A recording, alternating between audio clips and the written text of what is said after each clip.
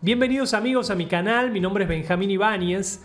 El día de hoy vamos a hablar sobre un tema que a mí particularmente no me parece de suma importancia, pero me puse a pensar y es un tema que hay que hablarlo, es un tema que hay que tocarlo porque hay personas, por lo general las personas del mundo católico, que lo hacen fundamental a este tema que vamos a hablar para la salvación de su alma. Entonces dije hay que tocarlo a este tema y cuando vi un video que me despertó el instinto ese de prender todo, la cámara, el micrófono y contestarlo ya, porque es una persona que ahora se van a dar cuenta por qué quise hacer esta reacción. Y esto es de suma importancia para el mundo católico porque hay un dogma que habla sobre la perpetua virginidad de María, entonces ellos lo tienen que defender porque hicieron esta cuestión un dogma. Si ellos no lo creen, no pueden formar parte de la Iglesia Católica y eso conlleva una serie de cuestiones como que no pueden salvar su alma básicamente, entonces lo tienen que creer o creer. Y van acomodando los textos bíblicos de tal manera que le puedan dar un sustento a este dogma y tratar de defenderlo. Pero a veces se hace muy difícil y ahora vamos a ver. Vamos a ver el video.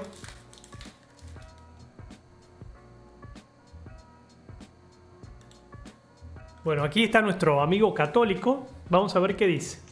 Voy a aprovechar para darle una enseñanza a los protestantes y a los pastorcillos.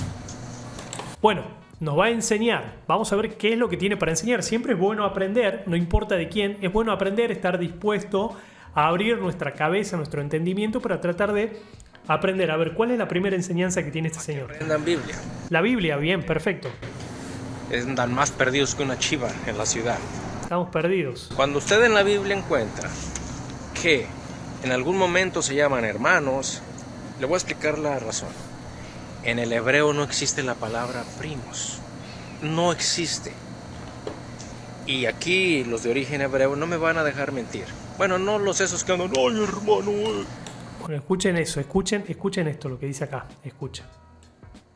A ver si se dan cuenta algunos de ustedes. No existe. Se llaman hermanos. Le voy a explicar la razón. En el hebreo no existe la palabra primos. ¿Escucharon? Dice, en el hebreo no existe la palabra primos. ¿Bien?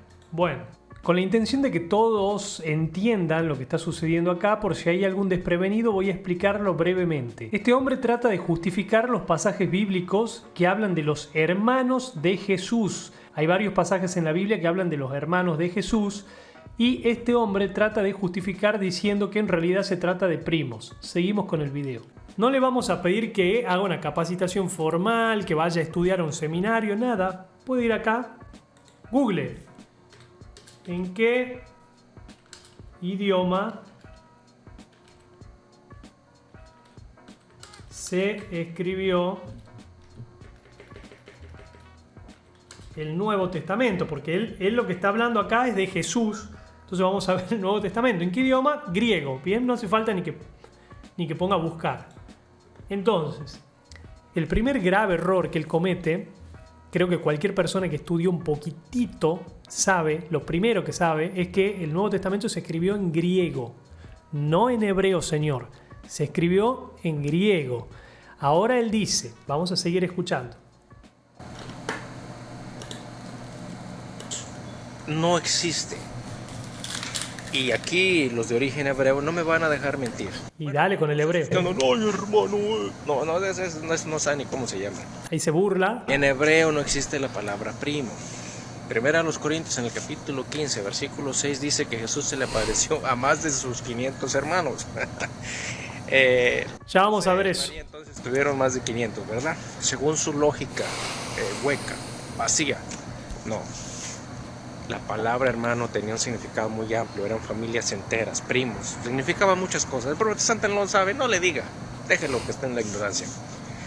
Cuando usted ve que en las Sagradas Escrituras Jesús le dice a su madre, mujer... Ahí lo cortó el video. Ay, mira, la rechazó. No, era para que se cumpliera la profecía que estaba en el Génesis 3, cuando dice que habría enemistad entre las serpientes. Bueno, no sé qué tiene que ver acá, está hablando de las bodas de Caná, salta de un tema a otro, como están acostumbrados a hacer estas personas, se aprenden 2 o 3 temas y lo quieren largar en un solo video.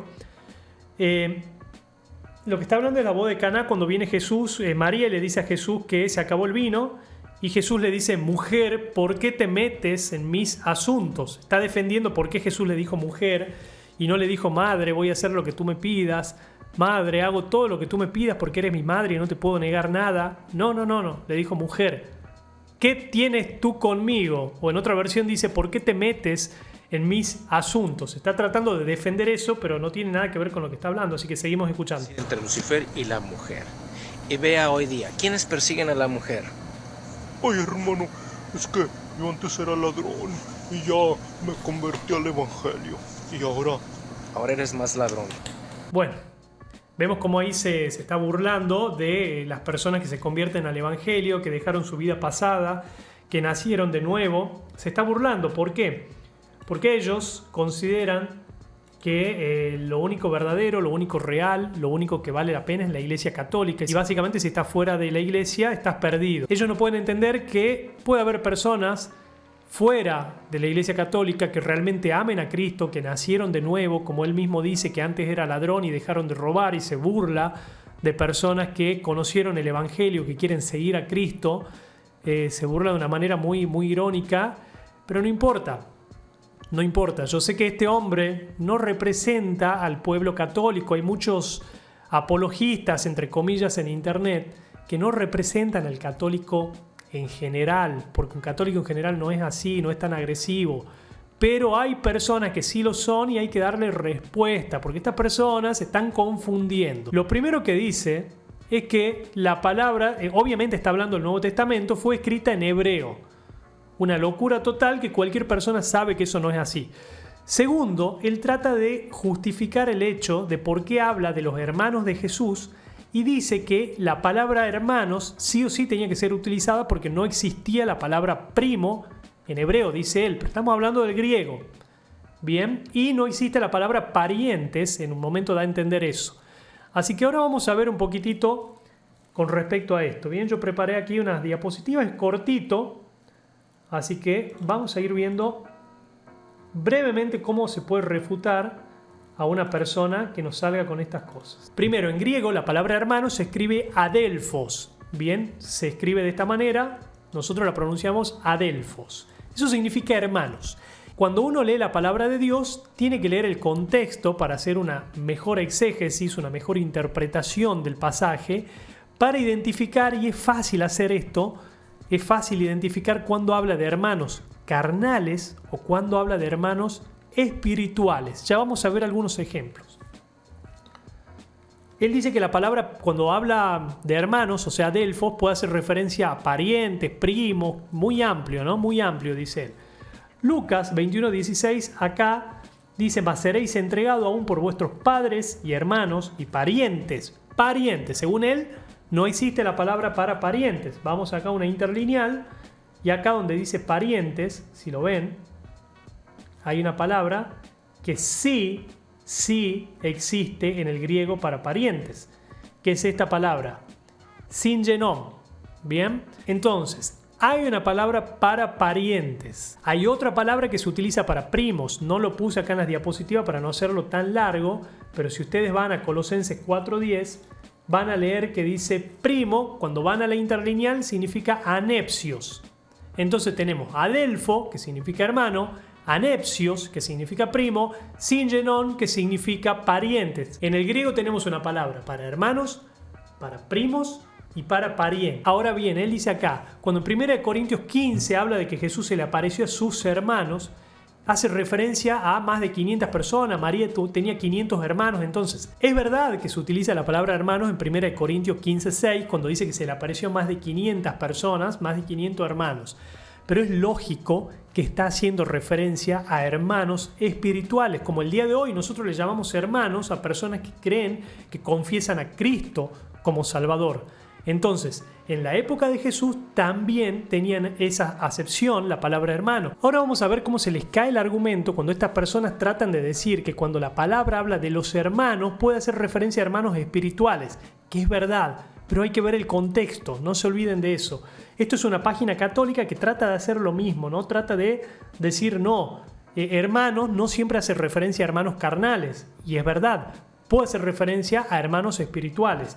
Mateo 5:22 dice, pues todo aquel que encolerice o se enoje contra su hermano será reo ante el tribunal, hermano adelfos. Bien, ahí hace referencia a hermanos espirituales. Mateo 7:3, ¿cómo es que miras la brizna, o sea, la paja en el ojo de tu hermano? El pasaje que conocemos, ahí dice hermanos adelfo. Mateo 12:50, pues todo el que cumpla la voluntad de mi Padre que está en los cielos, ese es mi hermano, adelfos. Y este pasaje es fundamental, Mateo 12:50. Todo aquel que cumple la voluntad del Padre que está en los cielos, ese es mi hermano. ¿Por qué quiero que esto quede claro? Todo aquel que hace la voluntad de mi Padre que está en los cielos, ese es mi hermano. Bien, entonces, ¿cómo justificamos nosotros cuando la palabra del Señor dice que los hermanos de Jesús no creían en Él? Él dice, todo el que cumpla la voluntad de mi Padre que está en los cielos, ese es mi hermano. Entonces, hay otro pasaje que dice que los hermanos de Jesús no creían en Él. Entonces, muéstrenme un pasaje en el Nuevo Testamento donde se le llame hermano a una persona incrédula, a una persona que rechaza a Jesús. Entonces, en Juan 7:5, cuando dice que ni los hermanos creían en Él, está haciendo referencia a hermanos carnales, no espirituales. Para finalizar entonces el video, vimos primero que el Nuevo Testamento fue escrito en griego, señor.